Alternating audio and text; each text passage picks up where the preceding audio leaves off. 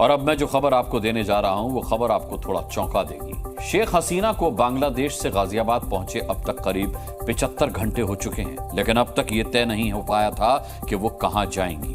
पर अब शेख हसीना के परिवार का दावा है कि उनकी बांग्लादेश वापसी तय है, और अगर ऐसा हुआ तो बांग्लादेश के इतिहास में यह दूसरा मौका होगा जब शेख हसीना की घर वापसी होगी। पहली बार करीब 49 साल पहले साल 1975 में खूनी तख्ता पलट के सिर्फ 6 साल बाद ही 1981 में शेख हसीना ने वापसी की थी। 1975 में उनके पिता मुजीबुर रहमान समेत उनके परिवार के 18 लोगों की हत्या कर दी गई थी।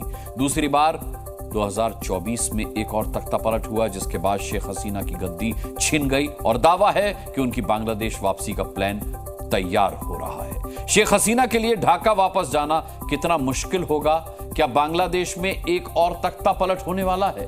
कुल मिलाकर ऐसा लगता है मानो शेख हसीना की पिक्चर अभी बाकी है।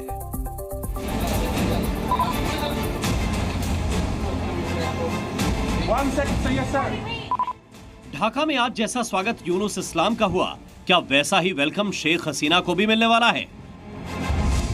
बांग्लादेश की राजनीति में तहलका मचाने वाला खुलासा खुद शेख हसीना के बेटे सजीव वाजिद ने किया है।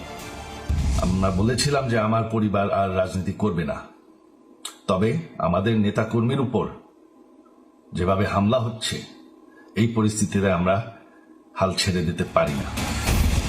ढाका में तख्ता पलट के बाद पिछले दिनों में सजीव वाजिद ने बार बार कहा कि शेख हसीना अब कभी बांग्लादेश की राजनीति में वापस नहीं होंगी, लेकिन अब शेख हसीना के फ्यूचर पर दिए गए इस नए बयान का मतलब बहुत महत्वपूर्ण है। सजीव ने कहा कि उनका परिवार बांग्लादेश को उसके हाल पर नहीं छोड़ सकता, यानी कि हालात ठीक होने के बाद ढाका में शेख हसीना वापस जा सकती हैं। हालांकि अभी तक ये तय नहीं है कि उनकी वापसी कब तक होगी। उनकी पार्टी अवामी लीग काफी बड़ी है, उसको रिवाइव करना पड़ेगा, लोगों का ट्रस्ट जीतना पड़ेगा दोबारा से, और किस तरह के नए लीडर्स आते हैं उसमें ये भी देखना पड़ेगा। अब इसके बाद हमें एक चीज़ और देखनी है कि जैसे बहुत सारे वहाँ के लीडर्स के घर अटैक हो रहे हैं, उनके ऊपर अटैक चल रहे हैं, तो अवामी लीग के, तो ये जो चीज़ है वो भी ठीक नहीं हो रही है वहाँ पर। तो नेक्स्ट इलेक्शन होता है, उसमें अवामी लीग को अलाउ करते हैं नहीं करते हैं, ये सब देखना पड़ेगा। शेख हसीना के परिवार ने इससे पहले 1975 का तख्ता पलट भी देखा है। तब शेख हसीना के पिता मुजीबुर रहमान समेत उनके परिवार के 18 लोगों की हत्या कर दी गई थी। तब शेख हसीना और उनकी बहन रेहाना यूरोप में थी, इसलिए उनकी जान बच गई थी। इसके बाद वो 6 साल तक दिल्ली में रही। फिर साल 1981 में शेख हसीना बांग्लादेश पहुंच गई। इस समय बांग्लादेश में उथल पुथल मची हुई है। इस समय भी शेख हसीना भारत में है। उनके किसी और देश में जाने को लेकर कोई खबर नहीं है, और दावा यही है कि बांग्लादेश के लिए शेख हसीना का दूसरा कमबैक प्लान तैयार है। सजीव वाजिद के बाद बांग्लादेश में मौजूद अवामी लीग के नेताओं ने भी ऐसा ही ऐलान किया। बांग्लादेश के गोपालगंज में शेख मुजीबुर रहमान का मकबरा है, और 7 अगस्त को उसी मकबरे में अवामी लीग के नेताओं ने राजनीतिक लड़ाई लड़ने, आंदोलन जारी रखने और शेख हसीना को वापस बांग्लादेश लाने की कसम खाई है।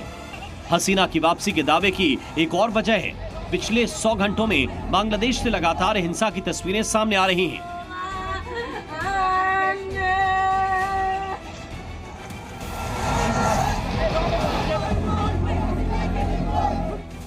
दावे हैं कि इससे देश की अर्थव्यवस्था को हजारों करोड़ रुपए का नुकसान हो चुका है। कट्टरपंथियों के कब्जे और हिंदुओं पर अत्याचार की तस्वीरें आने के बाद बांग्लादेश की तुलना पाकिस्तान से हो रही है। और सजीव वाजिद ने ऐसी तस्वीरों के बाद ही हसीना की घर वापसी का बड़ा ऐलान किया। 15 বছরের উন্নয়ন সব শেষ হয়ে যাবে। বাংলাদেশ এর থেকে আর কোনোদিন ফিরে আসবে না। बांग्लादेश से हिंदुओं पर अत्याचार की नई तस्वीरें हर घंटे आ रही हैं। नई सरकार के साथ कट्टरपंथियों और पाकिस्तान के करीबी कनेक्शन दिखाई दे रहे हैं। इन सब के बीच ऐसा लग रहा है मानो शेख हसीना पर पिक्चर अभी बाकी है। ब्यूरो रिपोर्ट, जी मीडिया। जी न्यूज़।